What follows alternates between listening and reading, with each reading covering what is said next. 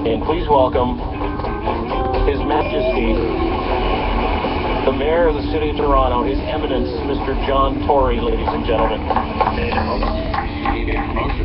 That's good. Is it what they call you that, right? They call you your worship. And of course, I don't know. It's a historical thing because magistrates are called your worship. Yeah. And the mayor's the chief magistrate, but it won't bore people with all that.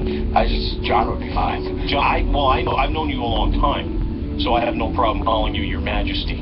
No, to expect from you, I'm your worship. Yeah, you're the only one, actually. There's no one else that I insist call me that. I don't wear that chain of office very often either. It's heavy, and to me, it's kind of... Is it made of real gold? Well, it's valuable, so I guess it must be. Like how much? How much is that bad boy worth? Well, I'm not going to discuss that with you. Do you know how much? In a case in the front of my office. Is it really? You'd be over there, and it'd be gone in 30 seconds. Hey, did you get the stink out of the office? Stop. No, really, no. Listen, congratulations. Thank you. I haven't spoken with you. I sent you a little text. I don't know if you got it after you won. Congratulations. But what was it like? I actually couldn't read it because of all the spelling mistakes. I know. Right. So this is it's like, look, some 4-year-old sent me a text. Sorry. How long? Are your days are long now? Now you got. Yeah, I get to work at about this time, about 6:30 in the morning, and I find that's a good time to work because the phone's not ringing and so on, and you work pretty much every evening, going to some dinner or some function or other in the community. But that's okay. I mean, you knew what the rules were when you ran. Like, is it every night you're at pretty much? Yeah, pretty much, and you work pretty much on the weekends. I try to take sort of at least one day out of every 2 weekends, but otherwise you're working on the weekends because that's when a lot of people are going to. Yesterday I went to the police communion, which is a big thing they have at St. Michael's Cathedral, and then to a brunch, and then I went skating around Dundas and Bathurst to promote the fact kids can travel free on the GTC as of yesterday. Yeah.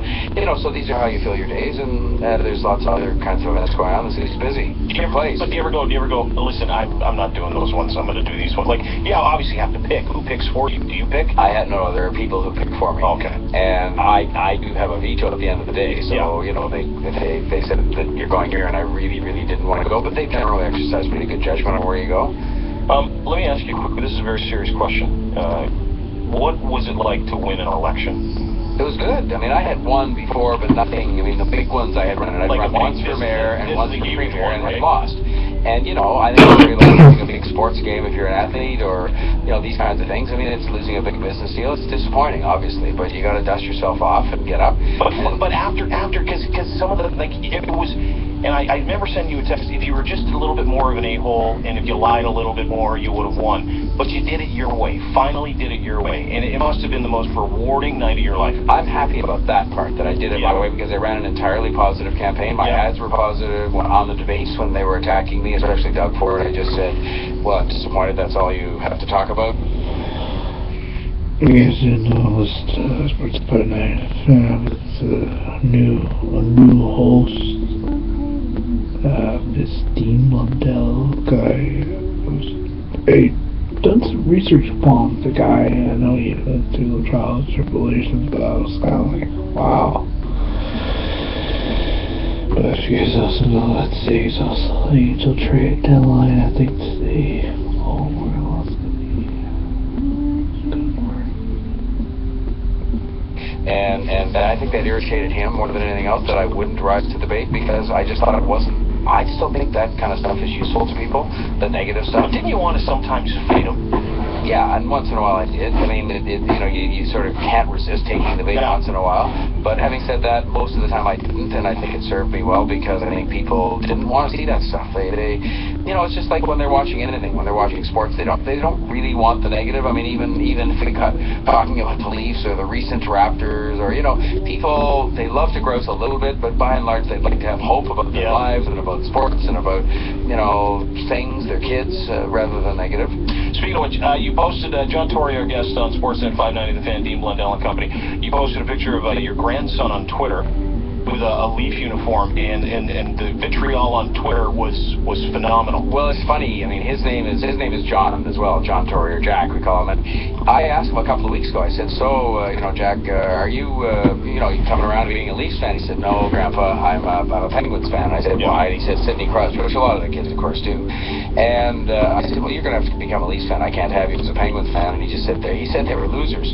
So on Friday night, I made him put on a huge Leafs jersey that I'd just been given this past week when I I was out. And So how old's your grandson? He's 7. And he said the Leafs were losers? And I'd made him put on the Leafs jersey rather, and I put a picture on Twitter, and the stuff came in, like 1 or 2 comments said, "Way to go, Mayor," for promoting the Leafs. Most of them said, "How could you do that to this boy? How could you give him a life of delusion? Yeah. How could you?" Several people said it was child cruelty that I should make him wear this jersey. So I'm thinking to myself, he looked so miserable in it too. In the picture, you're standing behind him. Because they sort of forced him to wear it. Well, I told you I was at this police breakfast that I mentioned yesterday, and they introduced me and said I was this and that in my past history. They said I was a lifelong Leaf fan. The whole crowd, like hundreds of people, kind of went, "Oh," and I'm thinking to myself, have we got to that now? Yeah. Where this is a bad thing on your resume that you're a loyal Leaf fan? But I think people were just moaning because they're a bit exasperated. But yeah, I think everybody started. It's like a general feeling. And I don't know why, but it seems like the end of this season, where it's the same inevitable result, is taking a lot longer. Maybe it's because it started sooner. Like, last year... What's a collapse? Well, yeah, we were in first place, like, into January last year. We were, in first place. Yeah. And last year. I mean, and this year, we were sort of heading out of it, like, I think a lot earlier. By New Year's Day, it was already fairly obvious we were toast. Yeah. And I guess it has lasted longer, and the winter generally lasted longer, so maybe the combination of the two have people more depressed. Well, yeah, there was hope all the way to the end of the season last year because you thought maybe they might turn around after they the were in a playoff run. Yeah, they were. Let me ask you something. You said something the other day that Toronto could possibly be the home to 2 NHL franchises. Yeah, I mean, I was asked by the host on another radio station about that, and I've always believed, and I've said it when I was a broadcaster myself, I mean, the marketplace, I have absolutely no doubt that if literally they said all the people that go to the ACC for games now can't go anymore, they'd have another 20,000 lined up, in 2 days. And so I think the market is here. Now, I can tell you there was a bit of eye-rolling by the people at Leafs headquarters about that, because I don't think they've got their head around yet, but I believe it would be a great thing for them. It would establish a fantastic new rivalry. It would, I think, get them on their toes a bit more. I think, look, I'm not an expert. I'm a long-time fan since I was a kid, but I do know I think there's something wrong with the culture of that place as opposed to, I think even if we get some good draft picks this year out of all this, swoon we're having at the end of the year, there's something about when the relatively top draft picks come here, they don't even do well here. Yeah. And so I think it's a cultural sort of thing that's a problem, and maybe that other team. Out? You think that John Tory, our guest, by the way, you think that we as a city and the media bring people out to the point where they're like, "Get me out of here." Yeah, because in lots of other cities in the NHL, you could walk down the street if you were on the team and people would not know who you were, and that's because hockey's not as big a deal. Yeah. Here, hockey's everything. Nobody can walk down